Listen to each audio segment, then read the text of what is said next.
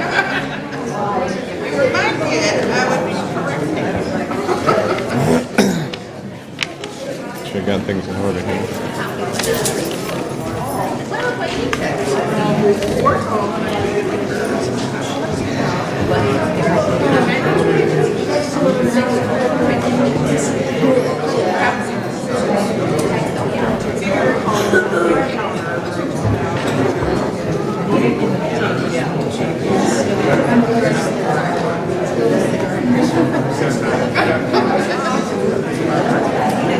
There was a small amount of time that I insisted on carrying a purse, and then that all died.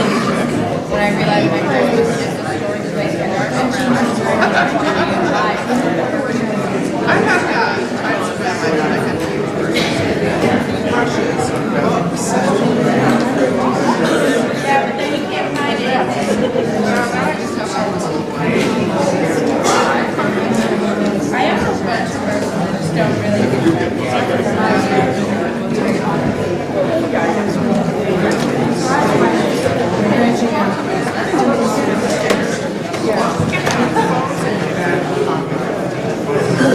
I keep them in my back pocket in one.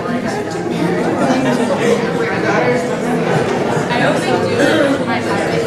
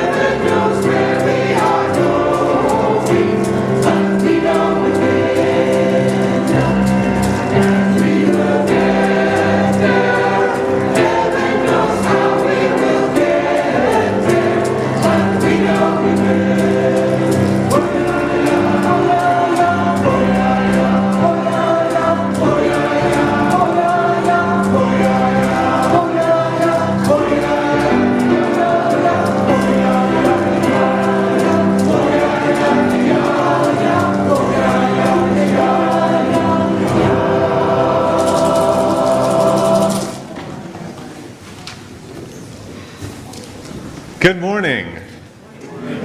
Welcome to the Unitarian Universalist Church of Spokane on this snowy February morning. Thank you for braving the roads and being here this morning. My name is David Boos. I have the honor of being your lay leader this morning. I also have the honor of sharing the podium with Ariel Aaronson-Eves, who is our guest speaker this morning, and I'll have a chance to introduce her more fully a little bit later. I have an announcement and a quick reminder. The announcement is the men's breakfast, which is normally scheduled for the third Saturday of every month, was postponed because of weather yesterday, and so will be next Saturday, February 23rd. And the reminder is actually also in the blue insert in your order of service this morning.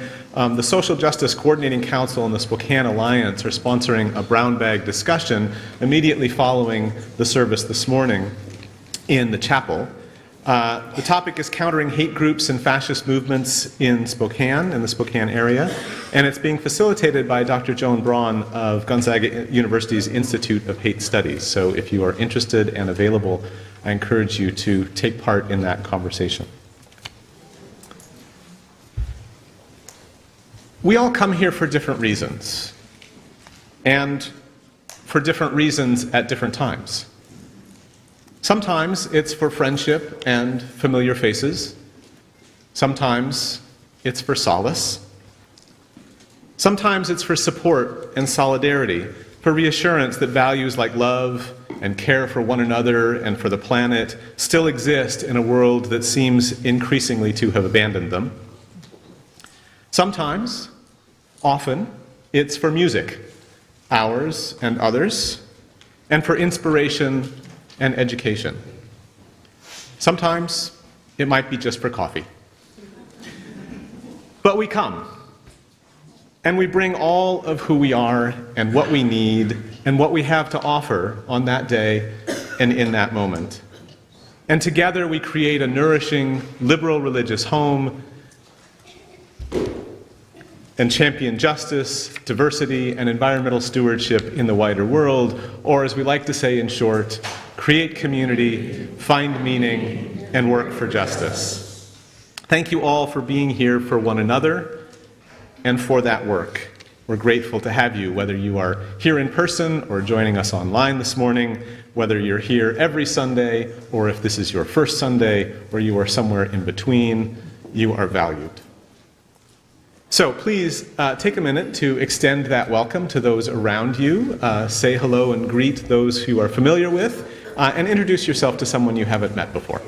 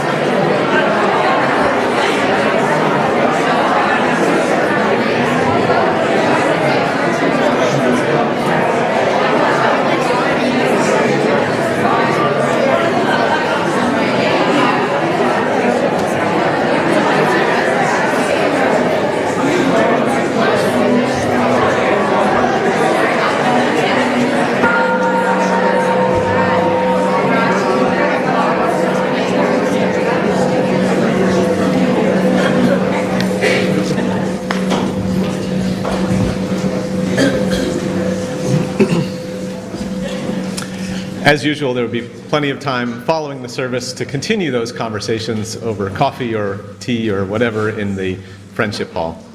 But for now, we'll turn from our informal greeting of one another to formally begin our service by lighting our chalice.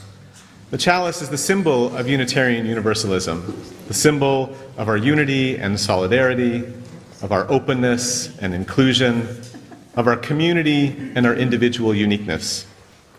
May this small flame be our offering to those who are cold and alone, and a light to those in darkness. May it be a flame that ignites justice in our world, and a beacon of hope to those in need. And may it reflect a spark of truth wherever truth has been lost, and cast a healthy shadow of doubt where it's been found.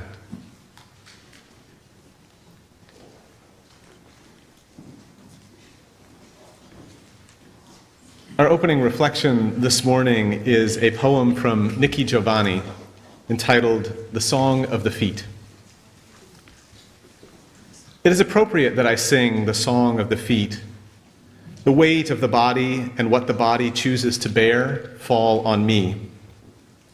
I trampled the American wilderness, forged frontier trails, outran the mob in Tulsa, got caught in Philadelphia, and am still unreparated.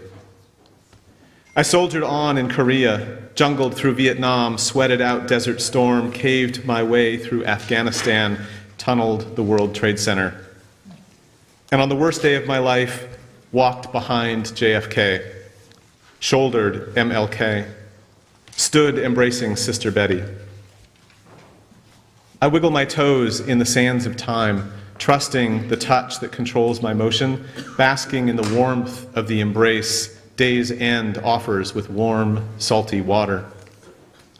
It is appropriate I sing the praise of the feet. I am a black woman.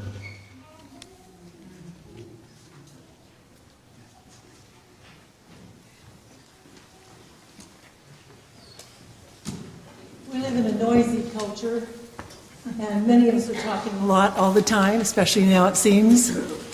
But our first in-service hymn asks us, do you hear? And I would add, and can you listen? Two different things. Pay particular attention to the lyrics of this hymn. They speak of what you might hear if you actually did listen. So please stand now to sing Do You Hear?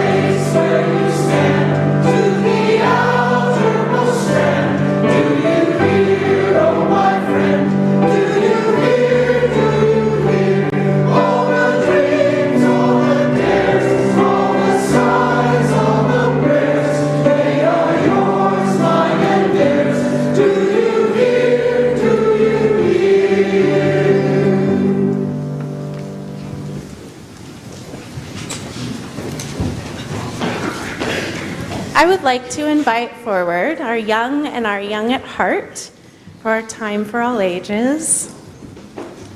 Come on forward. I'm so excited because Ariel is bringing with her this morning, has brought with her this morning, a bowl that's really wonderful and special to her that she is going to share with us. Oh no. What happened? I was so excited to show you this bowl, but it broke on the way here this morning. And now I'm feeling really upset. Can we try to fix it? But I didn't break it. I know you didn't break it, but can you help me fix it anyway? You mean help you fix it even though I didn't break it? I just need you to understand that I'm a good person and I don't go around breaking bowls.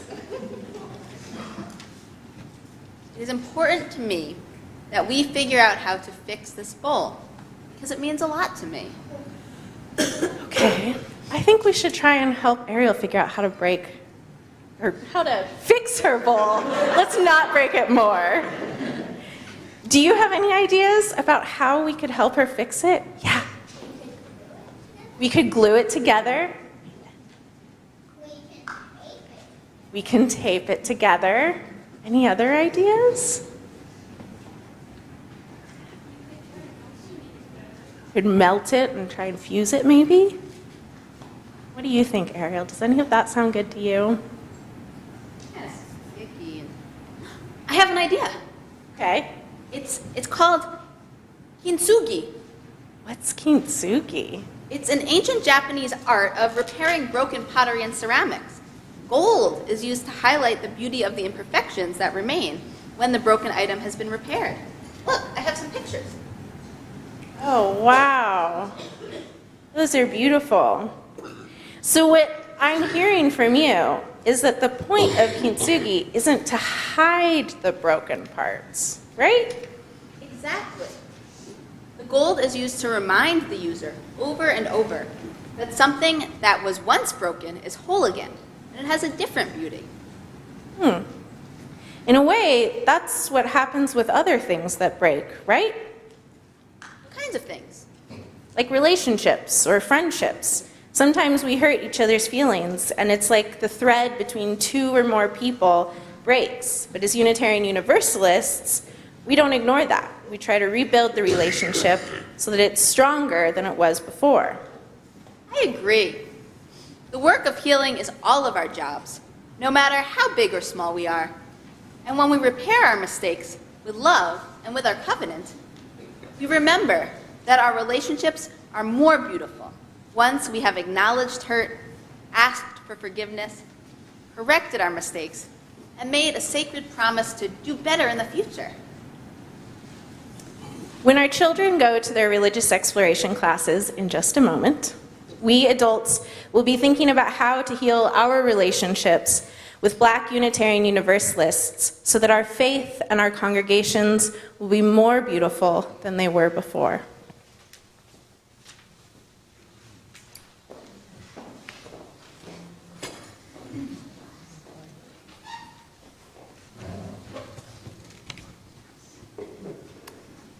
We light this second chalice so that as our children and youth go to their chapels, they carry the light of our flame with them. May it illuminate, inspire, and warm you as it does us.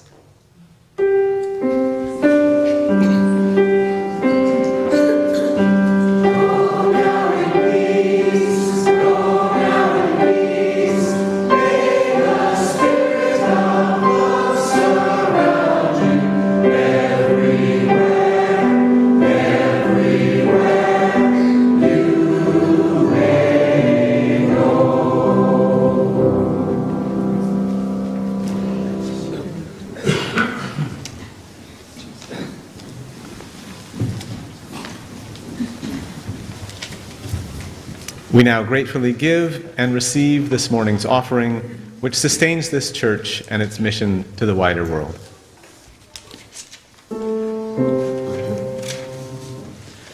Nobody knows the trouble I've seen. Nobody knows my sorrow. Nobody knows the trouble I've seen. Glory, hallelujah. Sometimes I'm up, sometimes I'm down. Oh, yes, Lord. Sometimes I'm almost to the ground. Oh, yes, Lord.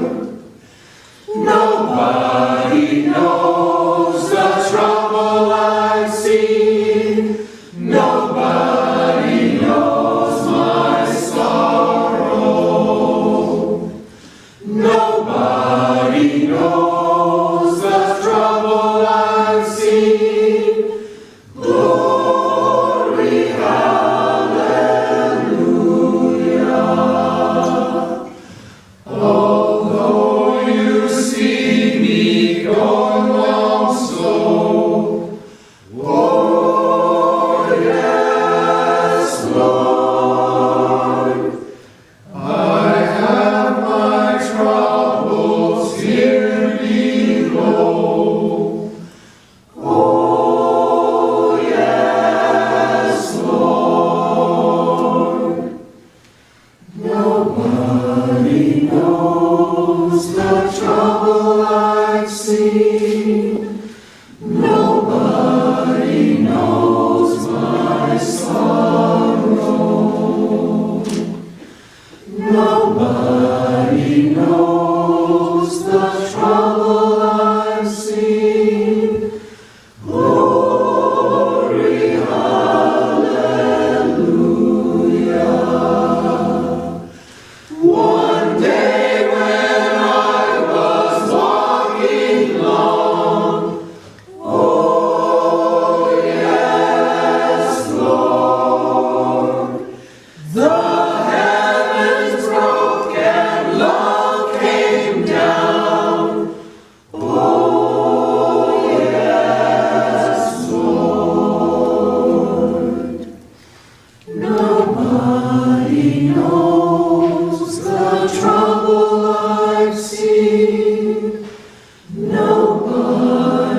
knows my sorrow.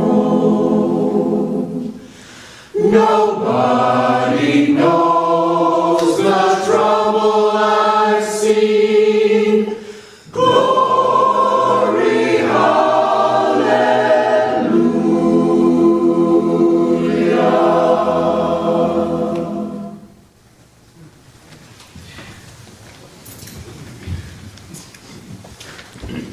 Thank you.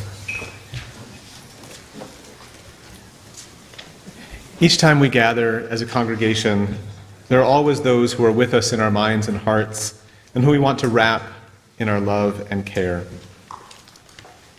We have news this morning that a new member, Dave Weaver, is in Holy Family Hospital with some health problems, and so we'd like to light a candle for Dave and his wife, Deb. Let us share a moment in silence this morning, embracing others who are here in our hearts. You're welcome to say their names aloud as you're willing.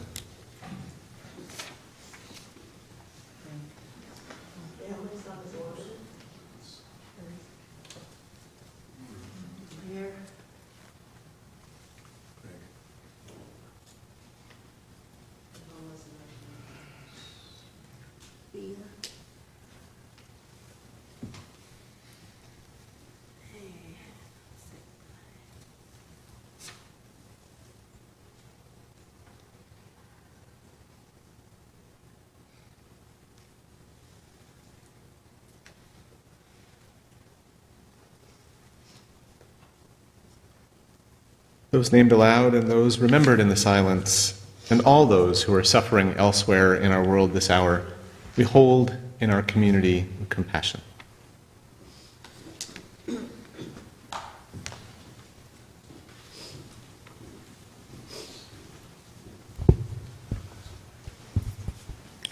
For our meditation this morning, I want us to ground into our bodies. I will be using words adapted from My Grandmother's Hands, Racialized Trauma and the Pathway to Mending Our Hearts and Bodies by Resmaa Menakem. Feel free to squirm around a bit as you settle yourself comfortably into your chair. Close your eyes and take a few deep breaths.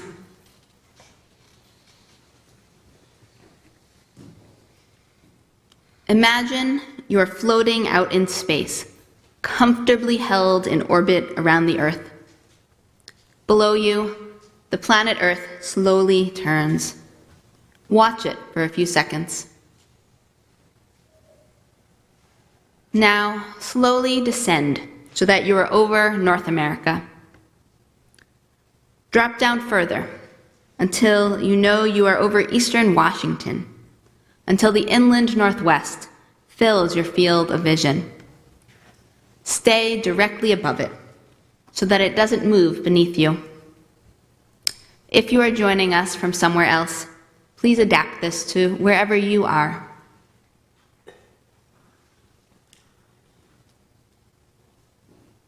Keep descending until you're looking down on Spokane. Notice Mount Spokane to the north, the river running through the city. Now continue your descent until you're looking down at the top of the church. Keep dropping slowly and steadily through the roof of the church until you can see your body in detail, as if you're about 10 feet above it. Observe your body's posture, any movements it makes, the clothing it's wearing. Now, slowly and smoothly descend the rest of the way and slip inside your body. For a few breaths, simply be aware of being in your body. Relax and let the chair support you.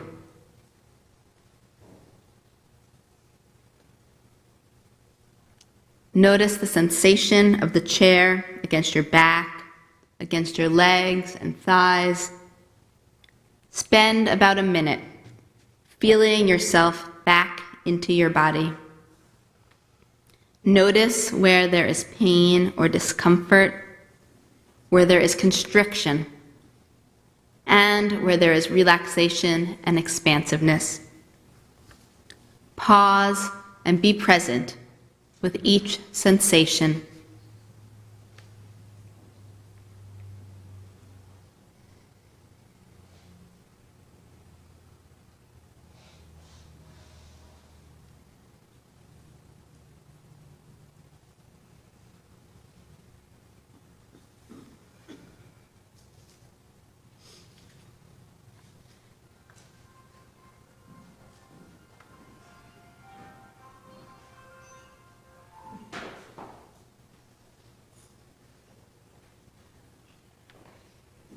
Open your eyes.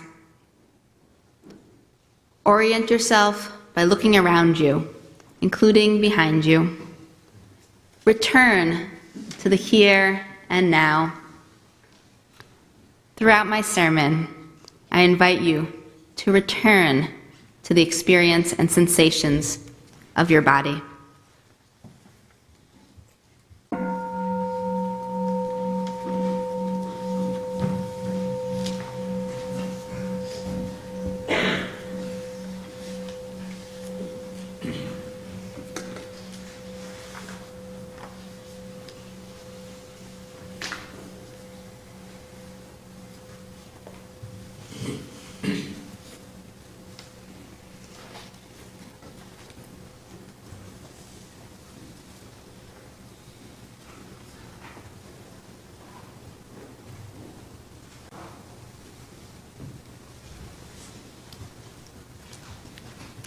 The reading that Ariel has selected for us this morning is a poem from Langston Hughes called Democracy. Democracy will not come today, this year, nor ever through compromise and fear. I have as much right as the other fellow has to stand on my 2 feet and own the land. I tire so of hearing people say, let things take their course. Tomorrow is another day. I do not need my freedom when I'm dead. I cannot live on tomorrow's bread.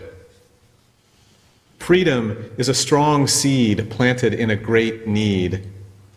I live here too. I want freedom just as you.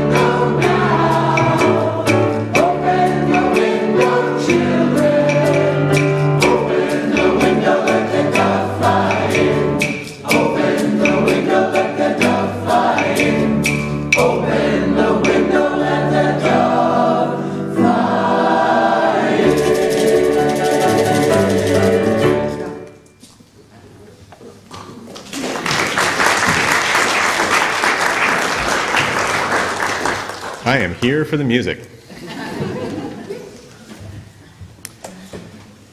Our guest this morning is Ariel Aaronson-Eves, who will be a familiar face to many of you since she's been attending our services since last summer with her partner and our intern minister, Isabel Call.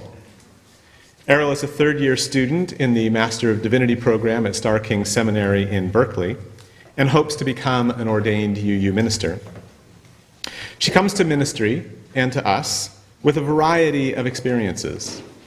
Before joining the program at Star King, she spent 6 years working in the fields as a farmer, experiencing everything from isolated cattle ranches to urban educational farms, growing everything from fish to flowers. Her spirituality is tied to the senses of self and community that we share through food, the body, and the environment. And she says she's called to explore deeper economics and systems changes that can allow that spirit to be experienced by all. Ariel graduated from Carleton College with a BA in history and a focus on the civil rights movement. And I think you will see in her message this morning how she's combining her skills as a historian with the centrality of the body and communities in her spirituality. Please welcome Ariel.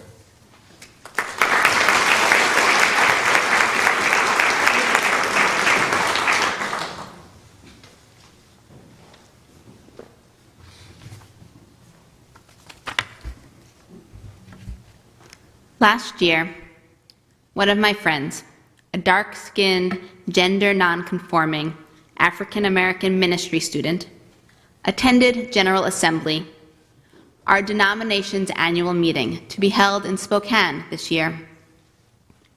It was their first time at General Assembly, and they showed up one morning with their credential badge buried in their backpack. In front of the Kansas City Convention Center, they were stopped by a police officer who asked to see their credentials. As they were on their knees in front of law enforcement, rifling through their bag to find their badge, many UUs walked by, but not a single person came to their side to support them. I start with this story for a few reasons. I'm about to dive into our Unitarian Universalist history, specifically a period in the late 1960s, early 1970s, known as the Black Empowerment Controversy. We've come a long way as a denomination since then, but my friend's story reminds us that we're not done yet. I'm not done yet either. While I was not a bystander in that particular incident last year, I'm reminded of a recent experience I had on Amtrak when Border Control came on board and was giving an African immigrant in my car who didn't have all of his identification on him a hard time. I was paying attention and consciously bearing witness. But when Border Control disembarked, I didn't connect with the man across the aisle. I didn't let him know that somebody cared and wanted him here.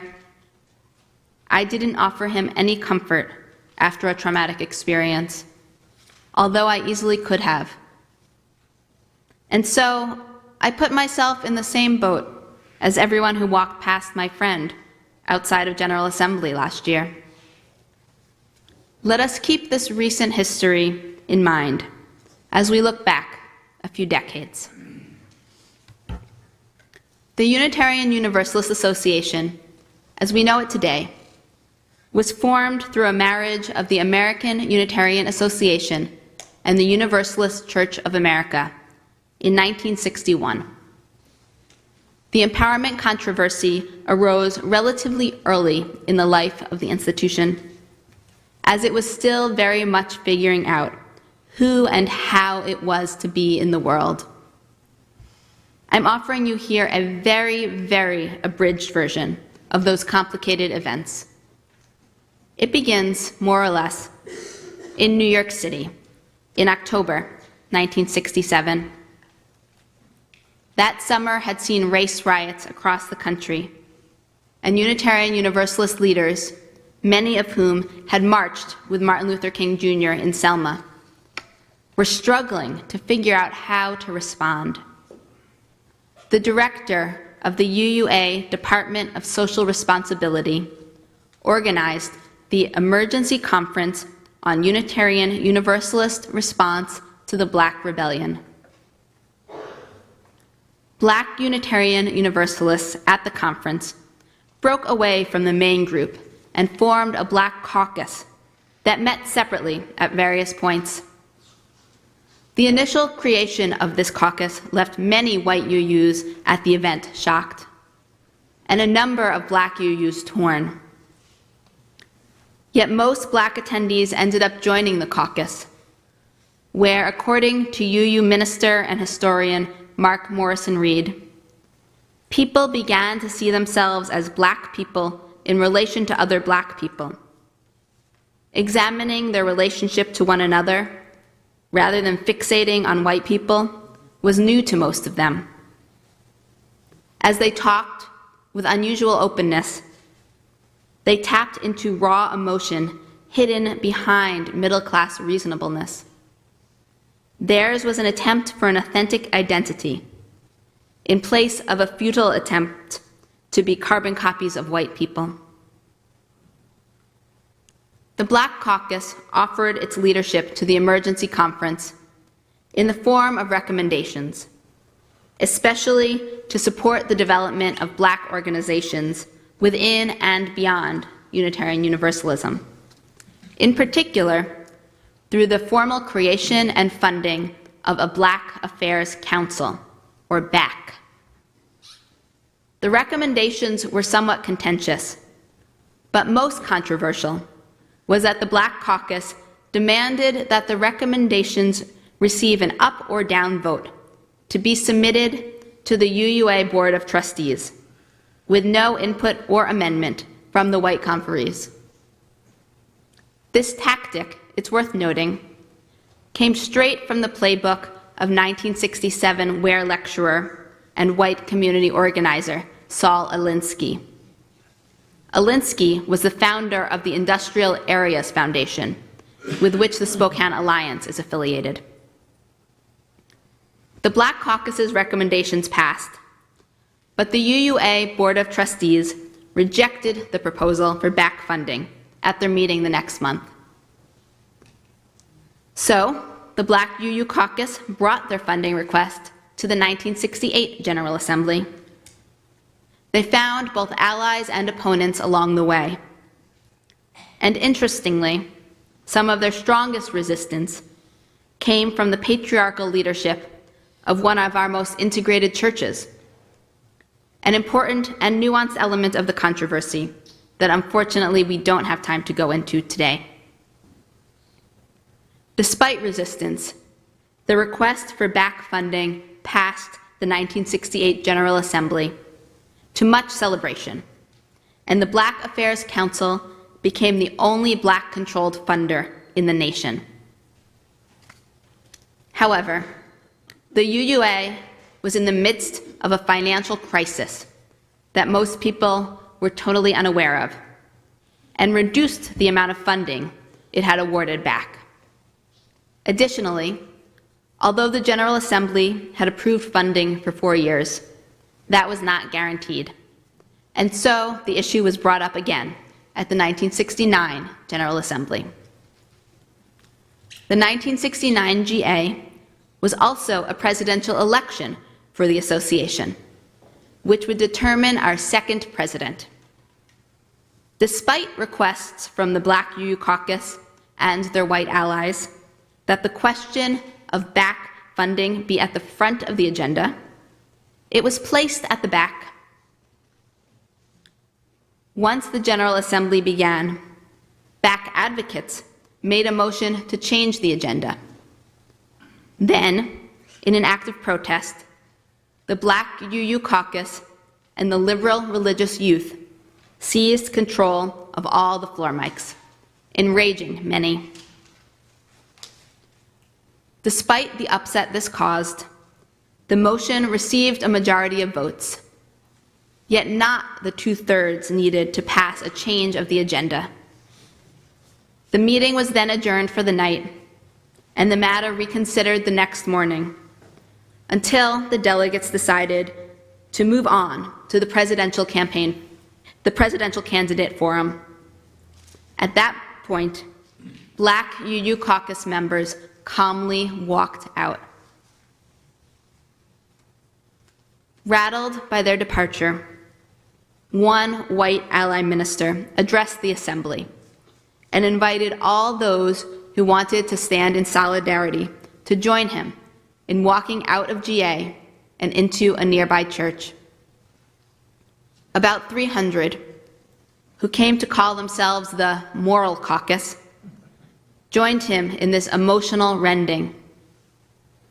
Eventually, the outgoing UUA president and a small delegation were sent to invite first the Moral Caucus and then the Black UU Caucus members to return to the assembly, which they did. Interestingly, for all the critique from white folks about the Black UU Caucus's tactics, the caucus's decision to walk out was pre-planned, calculated, strategic. They had decided that if they weren't going to be treated with respect, if their concerns weren't prioritized, if Unitarian Universalism didn't offer a community where they could be seen and whole, then their future wasn't with the UUA. Hard as it was to consider parting with their religious community, if that relationship wasn't going to meet their needs, help them grow, and address the problems facing Black America, then they couldn't stay. The white reaction, both from those who walked out and those who stayed, was much more charged and volatile. Many were crying, while others were saying, "Good riddance." There were powerful feelings of anger, hate, and despair, along with confusion and shame in a group of people unprepared to process them, and instead acting out. A few people report shoving in the lines for the microphones. One minister tells a story of a colleague spitting in his face. In the end, the 1969 General Assembly voted to fund back at their requested level, though without the same enthusiasm and mandate of the previous year. A new UUA president was elected, who had to spend his presidency rescuing the association from the financial brink that the previous president had led it to. One aspect of this recovery was again trying to reduce the funding for BAC. Because of tension over funding, BAC sought investments directly from churches and other UU organizations. They also disaffiliated with the UUA and boycotted the 1970 General Assembly, which, not surprisingly, resulted in an unsuccessful attempt to restore funding.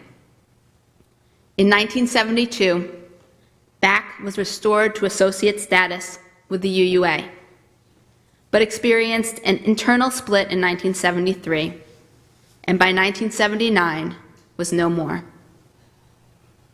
Numerous African Americans ended up leaving the denomination, temporarily or permanently, as a result of the trauma they experienced at this time.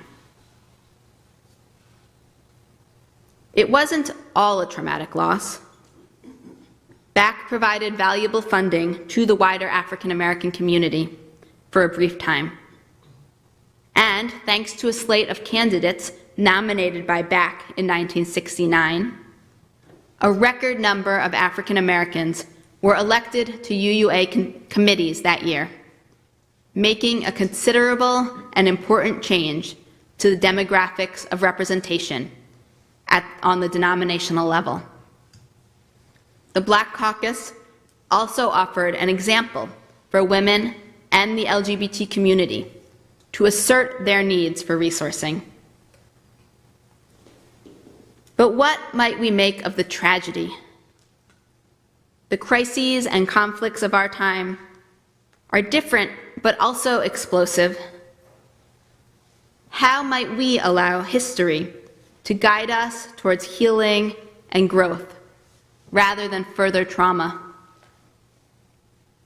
I'm guided here by the writings of Resmaa Menakem, who wrote the meditation we did earlier. He is an African-American social worker and somatic therapist who has done a lot of work around how the body experiences trauma and how that plays out in racialized and romantic conflicts. Menakem talks about two kinds of pain: clean pain and dirty pain. Clean pain he defines as pain that mends and can build your capacity for growth. It still hurts, but on the other side of that hurt, there is healing and growth. Dirty pain he defines as the pain of avoidance, blame, and denial, which occurs when people respond from their deepest wounds. Menakem argues that white supremacy is continually perpetuated because people are unwilling or unable to accept clean pain, and instead prolong the pain by avoiding or silencing the issue. As a result, we remain in what he calls the commonplace cruelty cycle, rather than moving into the growth cycle. Growth, he says, requires regulating your emotions and your behavior so that you are firm and clear, but not threatening or violent or hysterical. Menakem offers bodily practices, like the one we did earlier, to help settle our nervous systems in the face of conflict, especially racialized conflict, so that we might better grow through it. In relationships, Menakem speaks of critical mass, the place where the pressures and stress are so great that something has to give. This is a scary and uncomfortable, yet crucial point where something finally shifts.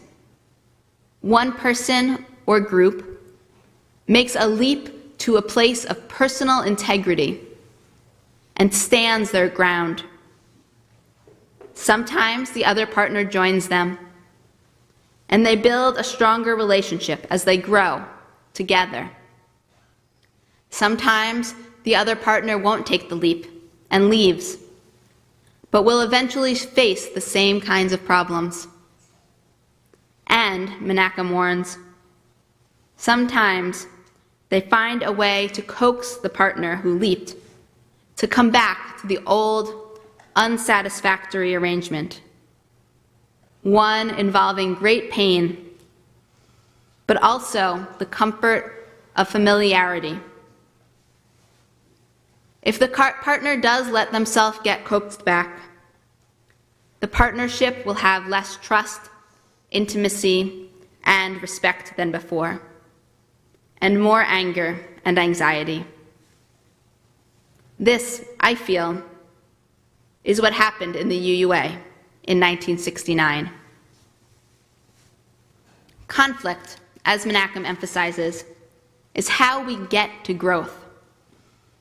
As the confrontation grew within the denomination, Jeffrey Campbell, a Black Universalist minister, recognized the opportunity for growth that it offered. He observed, "A magnificent alchemy is at work here.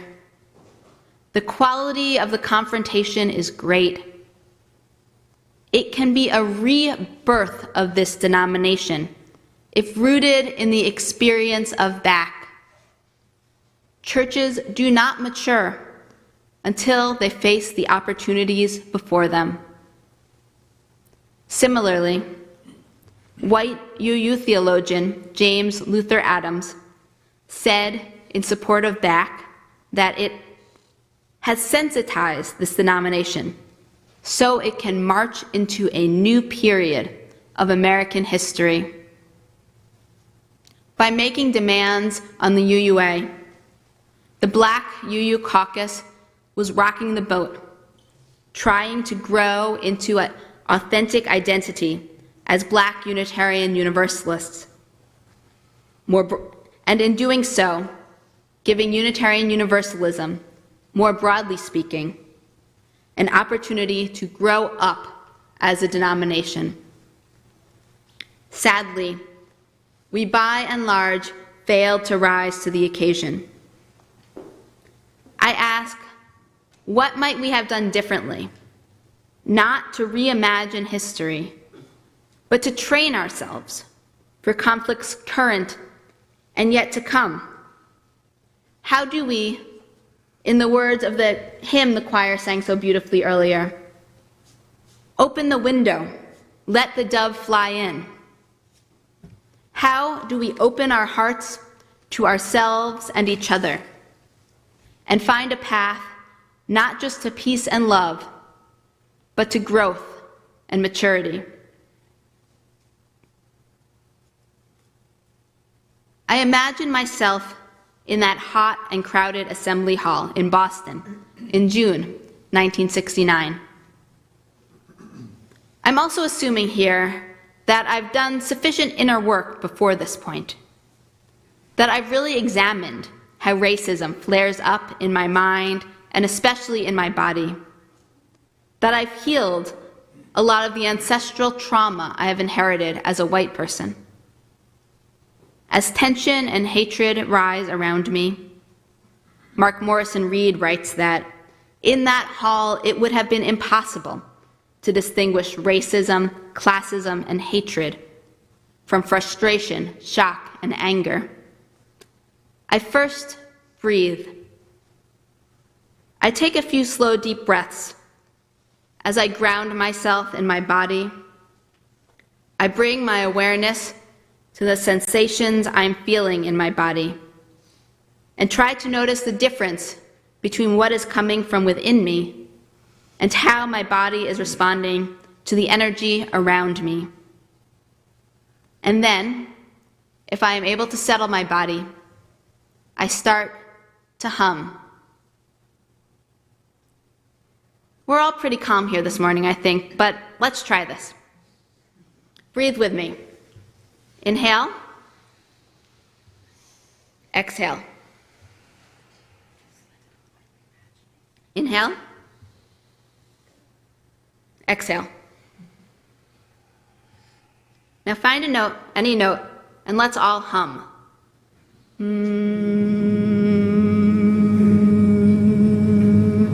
Change a note. Let's play around here.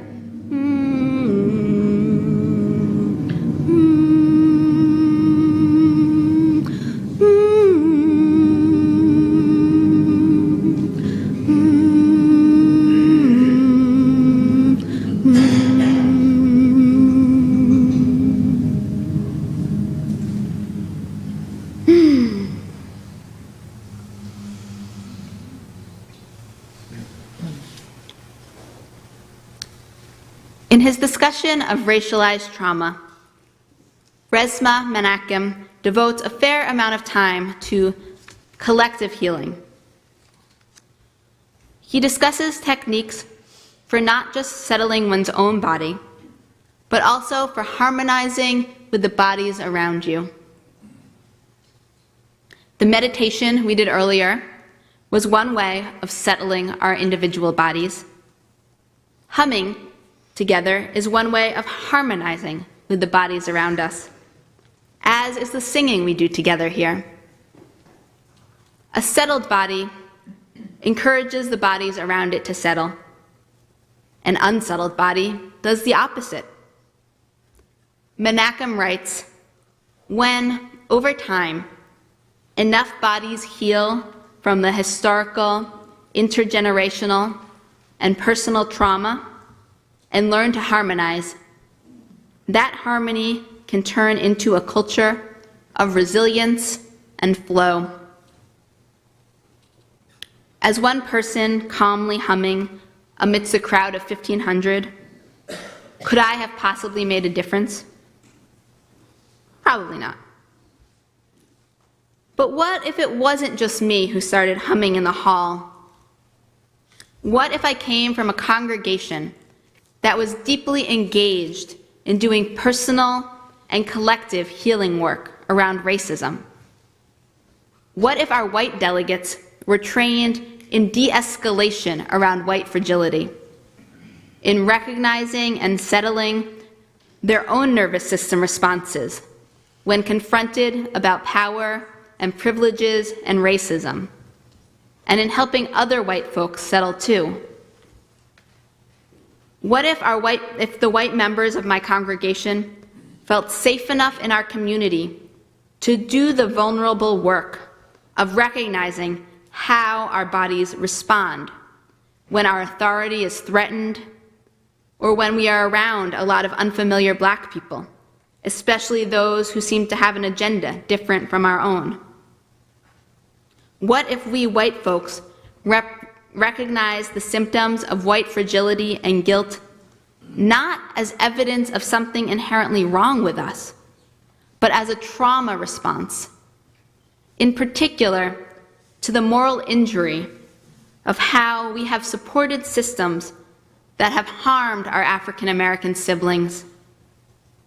And we worked collectively to identify and heal that trauma.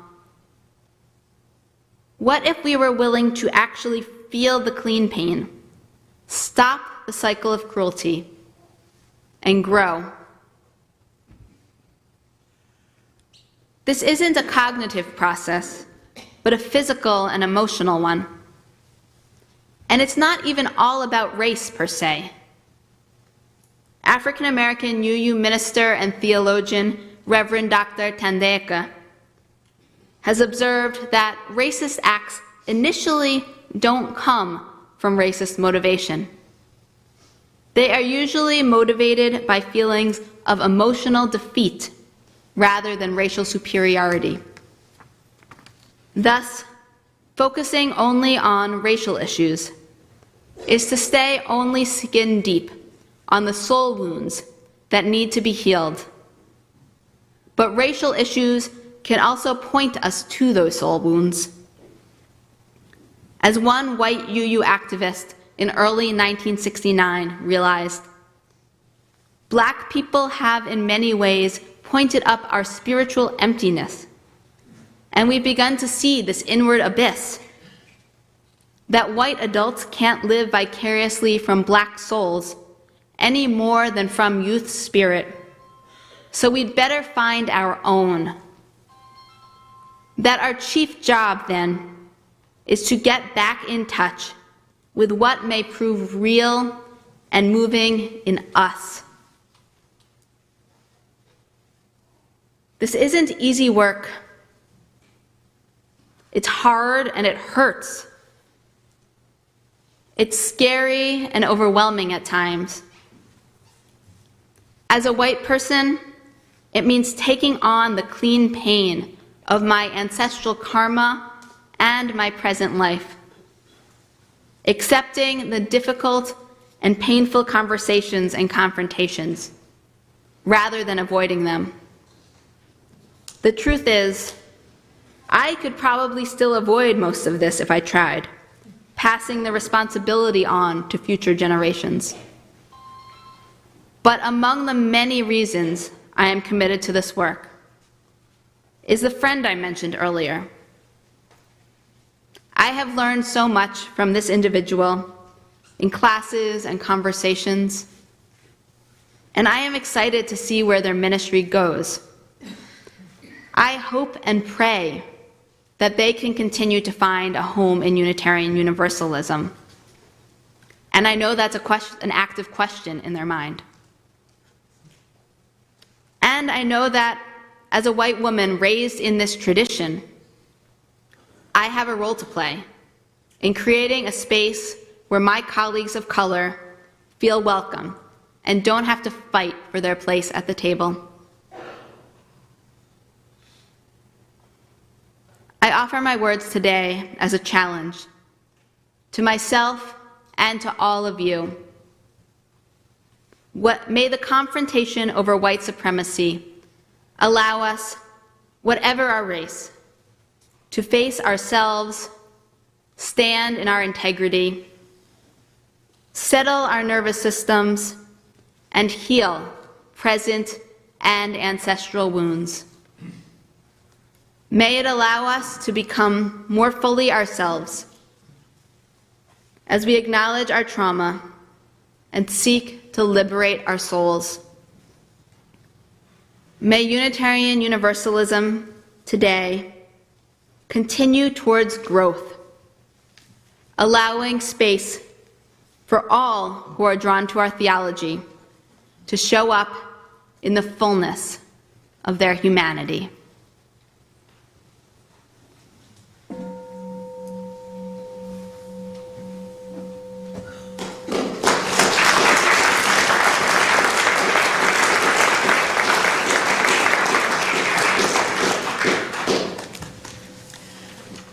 Our closing song is a significant one today, both for its message and its important history. Lift Every Voice and Sing was written as a poem in 1899 to commemorate the 100th anniversary of President Lincoln's birthday. It was penned by an African-American school principal, James W. Johnson, and Mr. Johnson's brother wrote the music for it, in order that it might be performed by a 500-voice children's choir, believe it or not. It was later adopted as the official song of the NAACP, which I didn't know until a few days ago. And of course, it gained in importance during the civil rights movement of the 60s. This song is commonly known as the African American national anthem, and it still inspires many in the quest for freedom and equal treatment. Now, you will notice that its tone is triumphant, but please do pay attention to the lyrics. They speak of continued struggle and name the horrors of racism and slavery in our nation. I'm going to ask Michelina to play the whole thing through for you as you stand and get ready so that you can actually hear the tune, because I'm guessing that many of you don't know it. So please rise now in body and spirit to sing number 149, Lift Every Voice and Sing.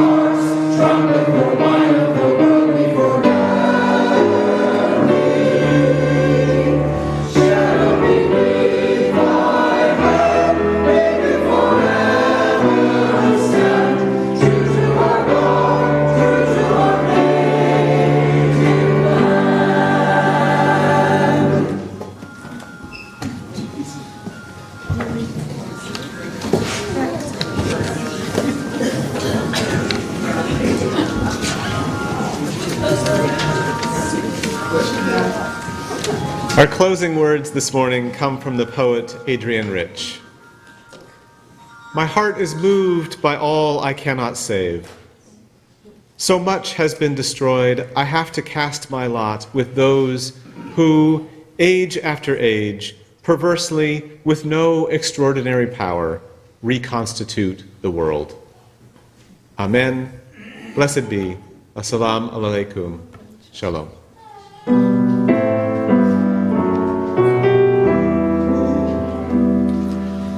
Shalom.